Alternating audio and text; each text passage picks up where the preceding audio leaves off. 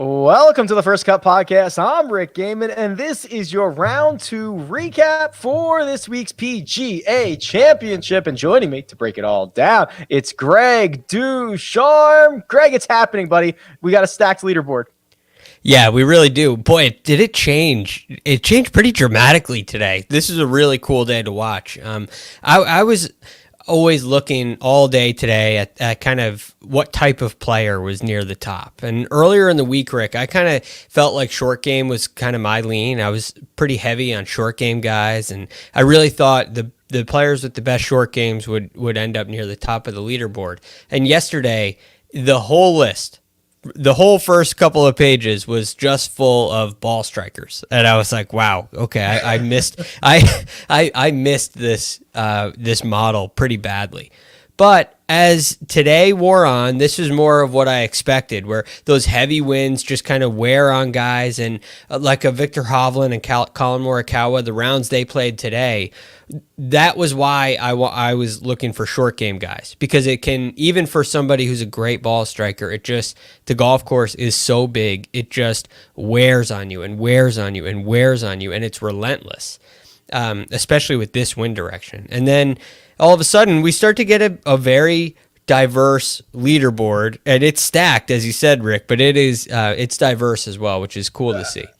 Storylines abound, so let's jump right into them. We've got two golfers at 5 under par. They will be in your final pairing come Sunday afternoon, and we'll give the nod to the golfer who shot the better round on Saturday, and that was Louis Oosthuizen, a 68, which is 4 under, and he had... I believe it was Louis, right? He was the only guy who had a bogey-free round until he bogeyed 18. Is that right? Yeah, it is, which is not surprising because it was so tough out there. It's a lot firmer than it was in 2012, which I think is pretty cool. It highlights the difference between May and August. And so when the wind, even late in the evening, when the wind calms down, all the way down to like 14 miles an hour or whatever it is, you're still seeing a challenging golf course because the ball's really fast on the greens. And Louis was just in control of his ball all day long. And what my favorite Louis moment, I think, was on 10. He striped another drive right down the middle, which it just looks so automatic. And he's standing there, and they're talking about how he hit all 9 greens. He's hit all 9 greens so far, and he's got 90 yards into 10, and we're in the downwind holes. And I'm like, this is going in the back bunker. Like, there's no way he hits this green. He just got the announcer's curse and ends up in the back bunker. But he does get it up and down. So Louis is a really interesting case here. He's a great putter on tour this year, but he really does everything well. He's a great blend, which is why I think he's a part of this championship now. He hits it great. That swing is beautiful, and it really highlights his ball striking ability. Yet he's not really a ball striker. He's kind of a well-rounded guy. This year on tour, I'd call him a short game and putting guy, more so than anything. So even though he's got that beautiful swing. So he's a well-rounded guy, and just he plays golf courses like this so well. It's well documented that he has 0 wins on American soil. His only PGA Tour victory was the Open Championship in 2010, where he won by 7 shots. Like, yeah. Come on. I knew it was a lot, but when I just saw those 7, I was like, my goodness.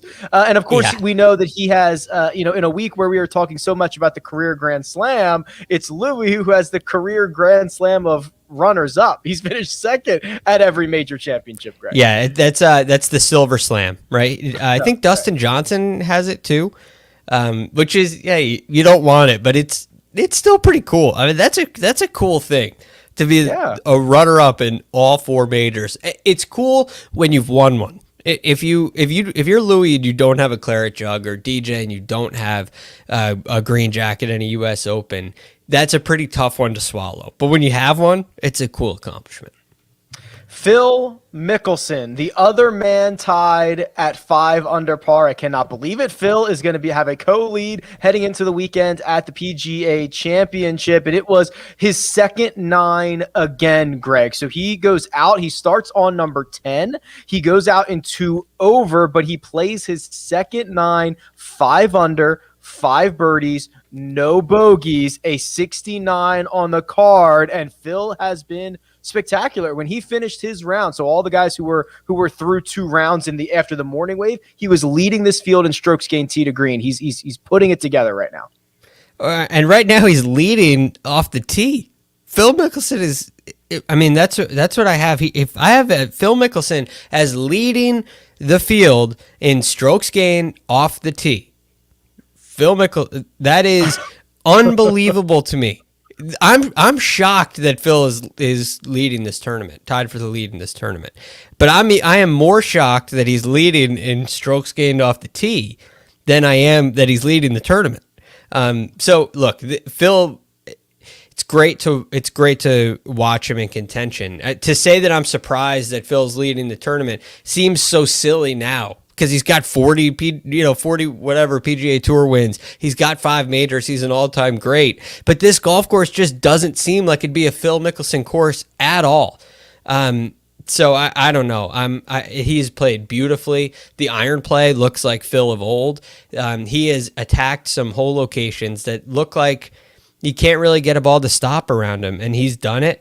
And it's been kind of a balanced performance. I mean, Phil Mickelson is leading through 2 rounds of the PGA Championship on a 7,800-yard golf course, and he's 50% in scrambling. It's surprising. If Phil's making everything and he's scrambling like crazy, he's getting up and down from everywhere, he has that kind of magical ability. But he's 7 of 14 scrambling, and he's tied for the lead. It's been quite a performance so far. Yeah, what we're showing on YouTube right now has Collin Morikawa leading in strokes gained off the tee, but he sprayed one on 18, so that number is going to come down when that updates in 5 minutes. So Phil Mickelson, as you mentioned, Greg, is going to be leading this field in strokes gained off the tee. Just wanted to talk about that. I got him at 3.14 on my shot tracker website here. Right? Yeah, I have him at 3.13 right now, but that'll change when this updates in 5 minutes. Crazy. So the big thing here is not only would Phil winning over 50 put him on a very short list of golfers who have won on the PGA Tour over 50, but he would become the oldest man to ever win a major championship by over 2 years. I mean, this is absolutely uncharted territory that we are heading into right now. Yeah. If you think about guys who contend when they're a little bit older, guys who have a real chance of winning a major when they're a little bit older, it's typically an Open Championship. We've had some, like Freddie Couples, and some guys have done really well at Augusta National into some later years, but it's a little more rare come late Sunday they really have a chance. Whereas we've had a 59-year-old in a playoff in an Open Championship nearly winning. So typically that happens in Open Championships.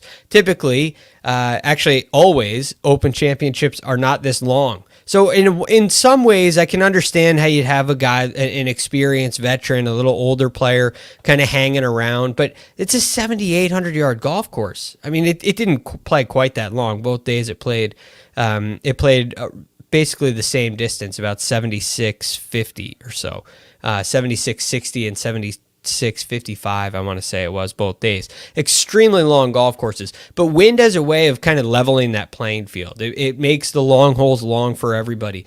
It makes the short holes short for everybody. It takes distance out of it to an extent, and it really puts a premium on distance control, and that's something that Phil has talked about. He gives his brother Tim a lot of credit in getting the distances right, engaging the winds properly, and you combine firm conditions and high winds, and it's very difficult to do, and they've done a great job of it. So he's in uncharted territory, but there's definitely a lot of golf left to be played. Of course there is. And the most impressive thing that I think that Phil has done this week is that each of his second 9s, so one was the front 9, one was the back 9, but each of his second 9s, he's now played at a combined 9 under, 9 birdies, 0 bogey. So he is closing, right? He's not going out making a couple early and trying to hold on. He's closing on this Ocean course. I think it's impressive stuff. And Greg, it would not be a major championship if Brooks Koepka was not in the mix, and he most certainly is. A 1 under 71 on Friday to put him just one shot back of Oosthuizen and Phil Mickelson. This round highlighted by two, not one, but two different eagles. He eagles 7, he eagles 11. Those are the two holes that you really have to take advantage of, and Brooks, he did not disappoint.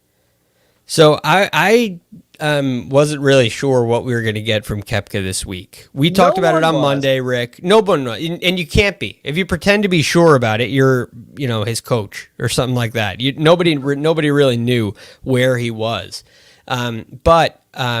And Rick, we talked about how you had a outright on him. We were really, you got to give him some love because he's earned that, and he's definitely going to have a chance to be a part. But we largely were staying away from him. Well, my wife, on the other hand, said the other day, we had a really funny conversation today, but before the tournament, she said Brooks is going to win. In fact, she commented on Instagram on the First Cut podcast post and said Brooks. And so today, when players, she got home, she was out running some errands. I said, honey, Brooks Koepka's won back of the lead, or tied for the lead. I forget where he was exactly. And he said, I know, I told you. You guys were all like, Spieth, Xander, Webb. But it's Brooks. So, it's been a little bit surprising, but this guy is just unbelievable. The shot he hit on 7 from... That ball looked like it was hanging. It was in the middle of a bush, and all of a sudden he makes eagle. That was so unlucky. So if you did not see this, Brooks hits his tee shot on 7 into a sandy area, but there's about a 1 square foot piece of that sandy area that is like high, wispy, whatever grass, and his ball's in there. And he just straight destroys this entire patch of grass, gets the ball out. I think it was like 224 yards to the back edge of the green, and he rolls the putt in for eagle. I mean, it was superhuman. Yeah, but the difficulty of that, you got to understand, it's not like there are lies where the ball sits down in rough and you can go get it, right? You're kind of pinching it against the club, and the ball kind of get pinched, and the ground kind of get pinched together.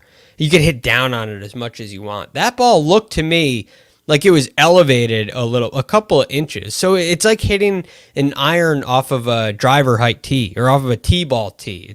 You don't have the comfort of the ground where you can hit down as much as you want on it. And kind of hack it out. It's suspended up in the air. So the level of precision just has to be that much greater. And it seemed like he hit it perfectly. I don't know how he did it, but it was it was just awesome.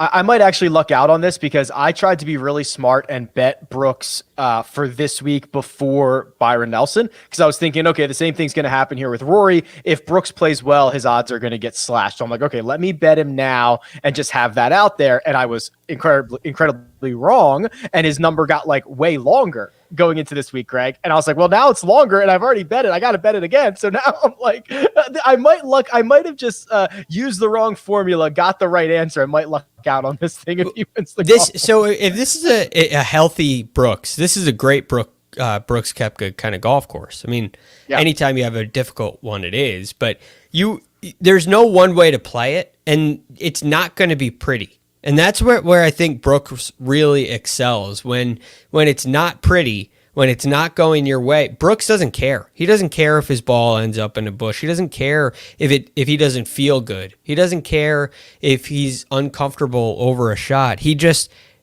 does it. He executes it. And he does so many things that a sports psychologist would recommend you do, right? And the way that he moves around the golf course, the pacing that he has, the attitude that he carries, which is a blend of confidence and fire, and also coolness, I guess you could call it.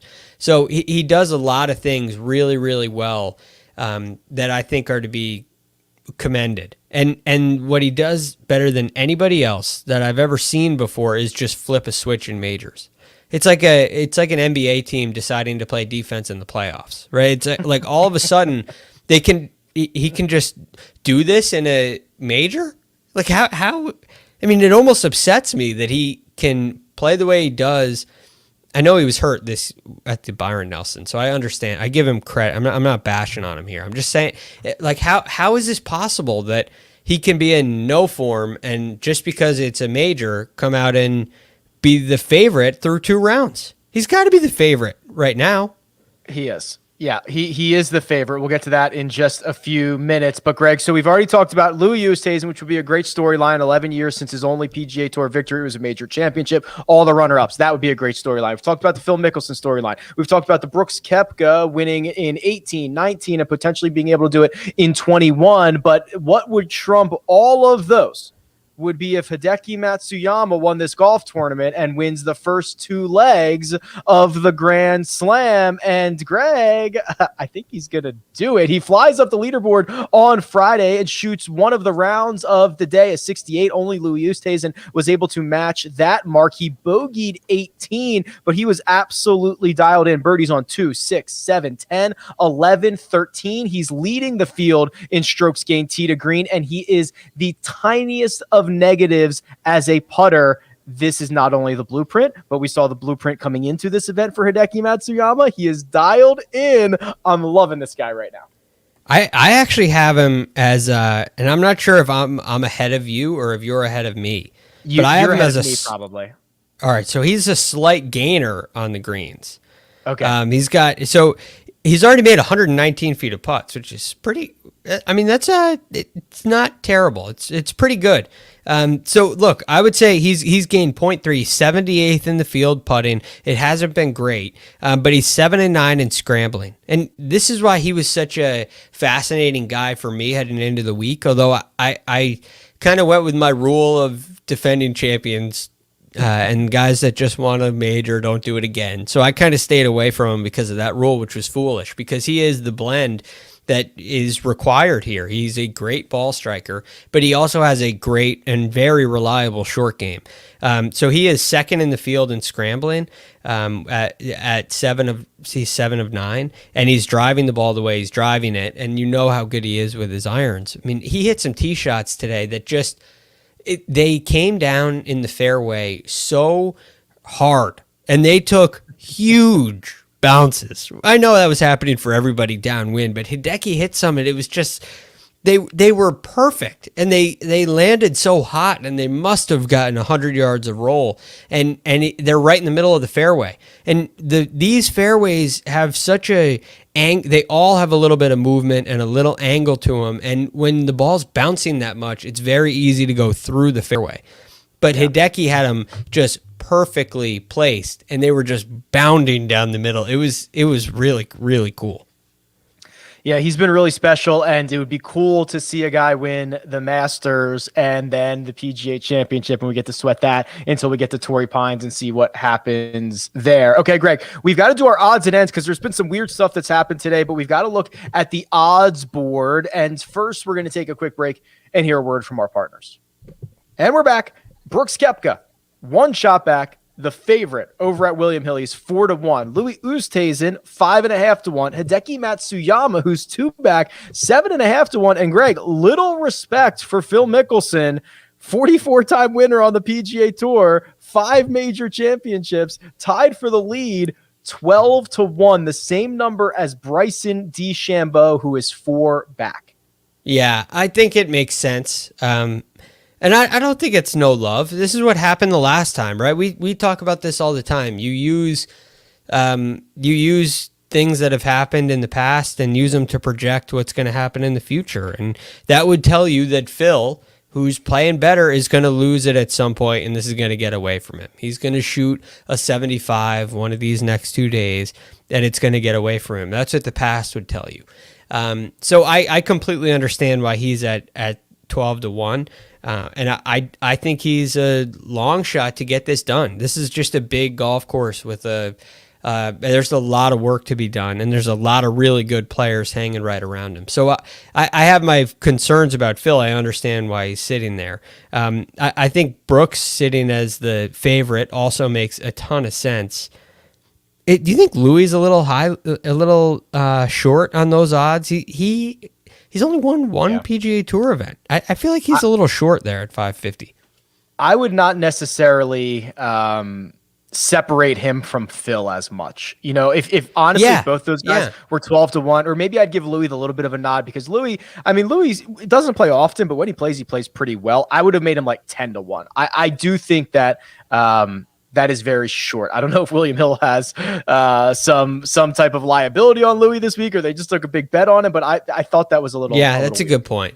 See, he's a guy to me that should be higher priced in DraftKings than he is. Than his odds would indicate. Like that would be the separate. He's a great guy to have in your fantasy lineup, but he's just he doesn't usually win. He doesn't win. He hardly ever wins, and he's always in contention. So that's interesting to me. So there are a couple of guys that I think are kind of fun to look at, but it's not a extremely deep board. Like, what are your thoughts on Morikawa? You think he's too far back? You can get him at 50-1 right now. He was kind of a ways back from 36. What's he at right now? Did he get back to 1 under? What did he get? Yeah, I believe he's 1 under. At? 1 over. 1 over. He's 1 over. He's right. He's within 6. But that was the key number. You have to be within 6. At least Justin Ray had a stat. It's like 27 of the last 33 were within 6. It's each of the last 33 men's major champions were at or within 6 shots of the lead through 36 holes. 24 of the last 29 were within 3. So if you go within 3, you're talking about all the guys at 2 under. So Casey, Sung Jae, Streelman, Woodland, Connors, those are the 2 unders. I mean, the Morikawa thing, that's 11 guys. Because I think that's the group, especially with some of the names that we have at the top, and I'll more on that in a second. But what Morikawa did when he won the PGA Championship last year at Harding Park is he literally shot the best weekend score ever. Right, it was literally the best weekend score ever. He would probably need something historically good like that to pull it off again, especially with the names that we have at the top here, Greg. And these, this is if the model that we talk about all the time is right, which it tends to be more often than not, we are in for an absolute heavyweight battle. The top 3 guys in strokes gained tee to green: Hideki Matsuyama, Bryson DeChambeau, Brooks Koepka. Koepka's the only one gaining strokes putting, and he's only gained 1.2. This is like Superman versus Batman versus some other guy. Spider-Man's not as big, but you know what I mean? Like this is a superhero bout at the top.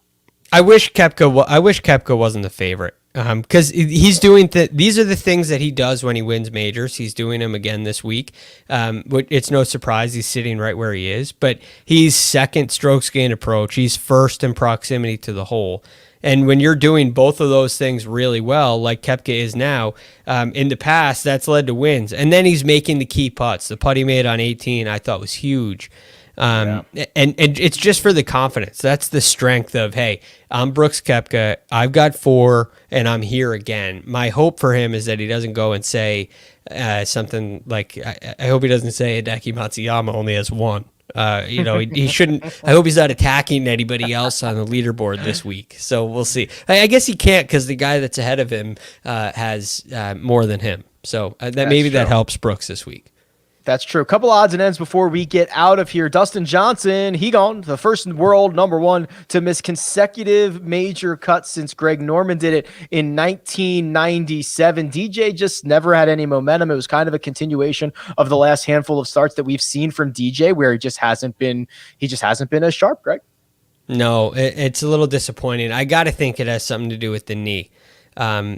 And what's going on the greens. I don't know where DJ is right now, but it's not the guy that obviously that we saw last year. So I'm sure he'll flip the switch again at some point this year. But it was, I guess, look, a run can't last forever. The run that he had last year can't last forever. So we'll probably get a new world number 1 at some point in the next month or so. And then at some point after that, DJ will probably get back there again. That's how it has happened in the past. So there was a chance, and I guess there was a chance that Justin Thomas could have become the number 1 player this week. I think he would have had to have won, and DJ would have had to finish, X or worse, whatever it is. But there was he had that chance at Masters too. Once DJ missed the cut. But when DJ went on that run at the end of last year, that gap was it was huge. He was like, he was lapping the field. So it's certainly closing. So I kind of like your prediction that we are, trending towards a new number one player. Yeah, it certainly feels that so. way. Xander Schauffele missed the cut as well. And our buddy Eric Patterson points out that this is just the second cut that he has missed at a major in his career. He was 14 out of 15 coming into this week, and this is his first missed cut since the 2017 PGA Championship. Xander's always a consistent player, and sometimes the course bites back and gets you. Yeah, he's another one of those guys I thought was really kind of like Hideki, where you're long enough, you're a good enough iron player, and you have the short game to go along with it. I thought it would be a great week for him, so I was very high on him. But this just demonstrates the fine line between majors and non-majors. You look at what happened on 13 today in a very short window. Brooks Koepka's ball stays up, and he's able to make par. Victor Hovland's ball rolls into the water. He makes double, and the difference in their shot quality was not 2 shots worth. So the line in majors is very fine, and that's why you get really good players who are playing well who miss the cut. Sometimes it doesn't go your way, and it's just hard to make enough birdies to recover. Before we get out of here, right at the end of the coverage, we flipped to 17 and got a view of Erik van Rooyen taking out his frustration not once but twice on a tee marker. And we were just kind of chatting before we went hot here. This is probably one of the stupidest things I've ever seen anybody do on a golf course. Like, out of frustration, I've seen guys snap their club over their leg. That's all good. I really don't care. Slam your club, whatever. But he took a hack at this tee marker. Hits it towards these guys something flew back towards these guys that are on the back of the green. Then he takes another crack, almost decapitates his caddy. Like it is like he will be hearing from Jay Monahan and everybody else here shortly. Yeah. Oh, and he should. And look, this is the thing. You're free to do whatever you'd like until it starts to affect somebody else. So if you're going to break your own club over your knee, okay, that's you. That affects you. Look, it's not a great example. I don't really want my kids seeing that if they're an EVR fan. Which they will never be from this point forward. But once you start damaging the course, you start taking a divot out of the golf course or hitting a tee marker or hitting something at someone, now it becomes a problem. That's when you cross the line. It affects more individuals than you. And all it did was slow down the pace of play, which was really moving along nice. Grueling. Yeah, it was such a brisk round until EVR got to 17. Oh, my God. Yeah. 5 hours really caused the hold up. I think there is a distinction because we have rightfully so ripped Sergio for taking his frustration out on bunkers, but that's like, okay, I really don't like, I'm not like an uptight prude or whatever. I don't care if you take it out on a bunker. This felt different, not a good look. And he will certainly be a few dollars lighter come Monday morning or whenever this is going to happen. Yeah. Look, I mean, you can give everybody has their moments, and you can say, sorry, we've all done stupid things. And that was at least one of them that we've seen from EVR. By the way, our very own Mark Immelman just tweeted out a photo. Hideki Matsuyama just shot the round of the day on the putting green right now, getting work in. Oh, mama. He's going for it. Let's do it. Let's do it, baby. Oh, he looked so good today. I really wouldn't be surprised. Not even a little bit. I love it. Okay. Well, we are obviously going to be back after round 3, after round 4, making sure that we break all this down. But for now, let me thank producer Jacob. He does all the hard work behind the scenes. Let me thank Greg DuCharme. You can find him on Twitter at @TheRealGFD, and you can find me at RickRunGood. This has been The First Cut, and we'll catch you next time.